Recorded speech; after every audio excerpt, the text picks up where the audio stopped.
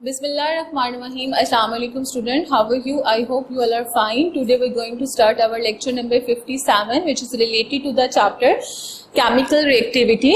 And today we discuss about that the very general and important and very easiest topic of this chapter, which is write a note on the innerness of the silver. ठीक है, जब भी हम inner gases की बात करते हैं या भी हम इनर रिएक्टिव की बात करते हैं तो उसका मतलब होता है लेस, लीस्ट. ठीक है, तो सबसे पहले तो आपको ये पता होना चाहिए. ठीक है, अच्छा, अब जब हम सिल्वर और गोल्ड की बात करते हैं तो हमारे जहन में फौरन से आता है that are the precious metal. ठीक है, क्योंकि gold and silver costly metal के साथ साथ प्रीशियस मेटल में भी इंक्लूड होती हैं. तो इनके बारे में आज हम डिस्कस करेंगे. इनके बारे में हम ये पढ़ेंगे कि ये बेसिकली क्या काम करती हैं, इनकी प्रॉपर्टीज क्या होती हैं, अपीयरेंस कैसी होती है और इनको हम अपनी डेली रूटीन में या हम अपनी लाइफ में इसको किस तरह से एड अप कर सकते हैं और कहाँ कहाँ इस्तेमाल होती हैं, इनके बेनिफिट्स क्या हैं. तो चलिए डिस्कस करते हैं. और इसके अंदर बहुत सारे इंपॉर्टेंट पॉइंट्स भी हैं. बाजुकात ये लॉन्ग क्वेश्चन में भी आ जाता है, लेकिन क्योंकि अभी तक तो खैर बोर्ड के पेपर में ये वाला चैप्टर जो है वो एज अ शॉर्ट क्वेश्चन आता है, तो इसलिए आपने उसको शॉर्ट के हिसाब से ही प्रिपरेशन करनी है. अगर कोई नई पॉलिसी आएगी तो फिर उसके बाद हम उसको ट्राई करेंगे. ठीक है, सबसे पहले हमारे पास है सिल्वर. हमने ये देखना है कि भी सिल्वर कितनी इनर्ट जो है वो हमारे पास इन नेचर होती है. सबसे पहले है formation of a thin layer. Thin का मतलब होता है स्मॉल, पतली सी लेयर होती है. लेयर ऑफ ऑक्सीडाइज की या सल्फाइड की होगी ऑन इट. ठीक है, सरफेस मतलब सिल्वर के ऊपर थिन लेयर किसकी होती है, ऑक्साइड की होती है एंड सल्फाइड की होती है. एंड मेक रिएक्टिविटी अनरिएक्टिव, मतलब उसकी जो रिएक्टिविटी को जो है वो क्या कर देता है, अनरिएक्टिव कर देता है, वो रिएक्शन में हिस्सा नहीं लेता. अगर हम सिल्वर को अपनी डेली रूटीन में, अगर हमने सिल्वर का कोई रिंग पहना हुआ है या सिल्वर की कोई चेन पहनी हुई है तो वो थोड़ी मतलब माइनर सा उसके ऊपर फैक्टर क्या होगा कि वो थोड़ी सी ब्लैक हो जाएगी, लेकिन अगर हम उसको दोबारा पॉलिश करवाएंगे वो अपनी पहली फॉर्म में वापस आ जाएगी. ठीक है, अंडर द नॉर्मल कंडीशन, अगर हम नॉर्मल कंडीशन की बात करते हैं of the atmosphere.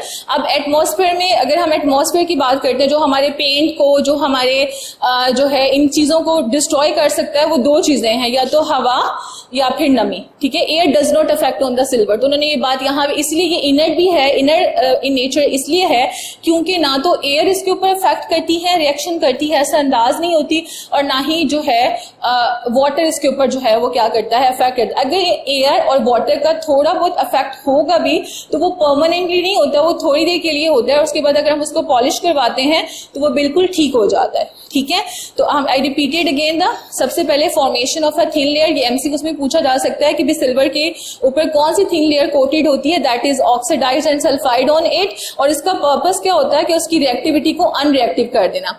And then the under normal condition of the atmosphere, जिसमें नमी है हमारे पास, तो वो उसके ऊपर इफेक्ट नहीं करता, सिल्वर के ऊपर इफेक्ट नहीं करता.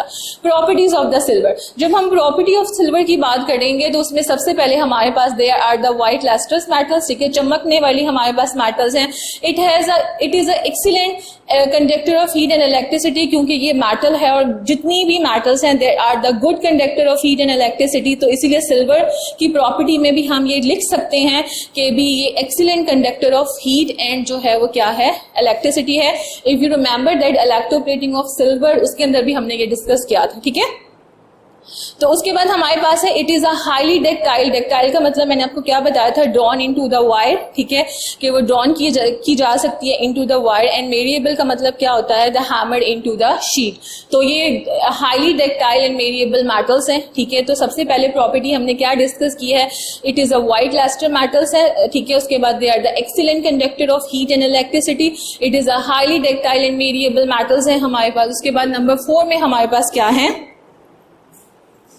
नंबर 4 हमारे पास है its polish surface are the good reflector of light. इसकी जो पॉलिश चमकने वाली जो सरफेस होगी, अगर उस सरफेस के ऊपर लाइट पड़ेगी तो that are the good reflector of the light. ये तो इसकी होगी प्रॉपर्टीज. अब हम डिस्कस करते हैं इसके यूजेस को कि इसको हम कहाँ कहाँ इस्तेमाल कर सकते हैं. सबसे पहले अगर हम बात करते हैं the compound of silver, when we talking about that the compound of silver, we can say that the silver chloride, we can say that the silver bromide, we can say that the silver iodide, that are widely used in the photography film. ठीक है, photography film के अंदर जो है वो हम क्या करते हैं, कंपाउंड ऑफ सिल्वर, मैंने भी जो 3 नाम लिए हैं ये कंपाउंड ऑफ सिल्वर है. इन तीनों में से कोई भी जो है वो वाइडली यूज किया जा सकता है किसके अंदर, फोटोग्राफी फिल्म के अंदर.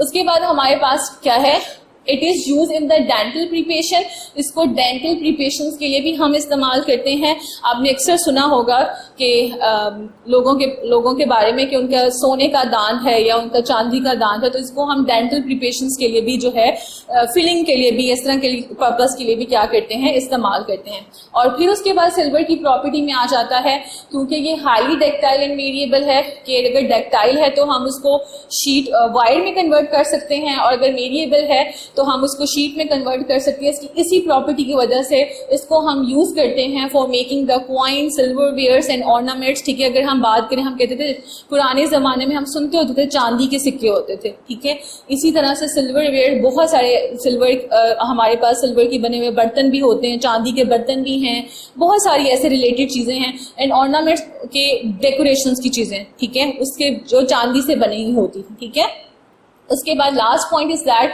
Uses of the silver. Last point क्या है, it polish surface are the good reflector of light. इसकी जो पॉलिश सरफेस होती है वो गुड रिफ्लेक्ट करती है लाइट को। बिकॉज ऑफ दिस, इसकी इसी रिफ्लेक्शन की वजह से, या गुड रिफ्लेक्टर ऑफ लाइट की वजह से इसको हम वाइडली यूज करते हैं इन द मिरर इंडस्ट्री, मतलब शीशा बनाने वाली इंडस्ट्री के अंदर भी हम इसको क्या करते हैं, इस्तेमाल करते हैं। ये तो हो गए सबसे पहले हमारे पास के इनरनेट्स ऑफ द सिल्वर हो गया, देन प्रॉपर्टी ऑफ सिल्वर हो गया, देन यूजेस ऑफ सिल्वर हो गया। तो ये तीन, इसी तरह से आपने आपकी बुक में सिर्फ पॉइंट्स दिए होंगे, तो आपने इसको हेडिंग के साथ बना लीजिएगा जैसे मैंने बनाया, ताकि आपको इसको याद करने में आसानी हो जाए। अब हम बात करते हैं प्रॉपर्टी ऑफ गोल्ड की, जो कि आजकल बहुत ज्यादा महंगा है, बहुत ज्यादा प्रीशियस है, कॉस्टली है, जिसको हम असेस भी नहीं कर पा रहे। ठीक है, तो उसके बारे में हम पढ़ते हैं। हमारे पास प्योर फॉर्म ऑफ गोल्ड भी होता है, हम गोल्ड के अंदर डिफरेंट मेटल्स को मिक्स करके भी बनाते हैं, और अक्सर हम कहते हैं कि ये वाली जो चीज है ये गोल्ड प्लेटेड है। गोल्ड प्लेटेड का मतलब होता है किसी चीज के ऊपर गोल्ड मतलब अगर कोई मेटल है उसके ऊपर हम गोल्ड का पानी चढ़ा दें, सोने का पानी चढ़ा दें, तो वो गोल्ड प्लेटेड हो जाएगा। ठीक है, गोल्ड की प्लेटिंग की हुई है, and that is gold plating is also the consider the procedure of, इसको हम कह सकते हैं इलेक्ट्रोप्लेटिंग का प्रोसीजर ही होता होगा। ठीक है, तो gold are the yellow soft metal. सबको पता है कि गोल्ड जो है वो येलो है और सॉफ्ट मेटल है, इसी वजह से हम उसको हर डिजाइन, हर तरह की जो भी चीज हमने बनानी हो हम उसमें इसको कन्वर्ट इजिली कर सकते हैं। It is a most variable and ductile of all the metal. अगर हम तमाम मेटल्स की बात, वैसे तो हमने सब में जनरली पढ़ा कि they are the variable and ductile, variable and ductile, but अगर हम गोल्ड की बात करते हैं तो वो तमाम मेटल में से वेरिएबल और डक्टाइल है। ठीक है, अच्छा, अब हमारे पास क्या है, अब उन्होंने एग्जाम्पल दिया कि आपके पास 1 ग्राम ऑफ गोल्ड है, आपके पास 1 ग्राम जो है, क्वांटिटी ऑफ गोल्ड कितनी है, 1 ग्राम, और उसको हम ड्रॉन कर सकते हैं इनटू द वायर, ठीक है, of the 1.5 kilometre long. 1.5 kilometre long में 1 ग्राम हम गोल्ड को जो है वो ड्रॉन कर सकते हैं, मतलब इतनी लंबी जो है, कितनी लंबी तार बना सकते हैं, 1.5 किलोमीटर लॉन्ग वायर जो है वो हम 1 ग्राम ऑफ गोल्ड से जो है वो बना सकते हैं। उसके बाद हमारे पास है द गोल्ड और द नॉन रिएक्टिव, या हम इसको इनर्ट मैटर भी बोल सकते हैं। नॉन रिएक्टिव का मतलब होगा किसी भी चीज के साथ रिएक्शन नहीं करेगा। रिएक्शन ना करने का सबसे बड़ा रीजन क्या है कि ये इलेक्ट्रॉन ना गेन करेगा, ना लूज करेगा, ना शेयर करेगा। ठीक है, जब इलेक्ट्रॉन ना शेयर होंगे, ना गेन होंगे, ना लूज होंगे, तो वो अपनी कंप्लीट उसी हालत में रहेगा। तो इसी वजह से इसको हम कहेंगे कि gold are the non reactive है, इनर्ट मैटर है।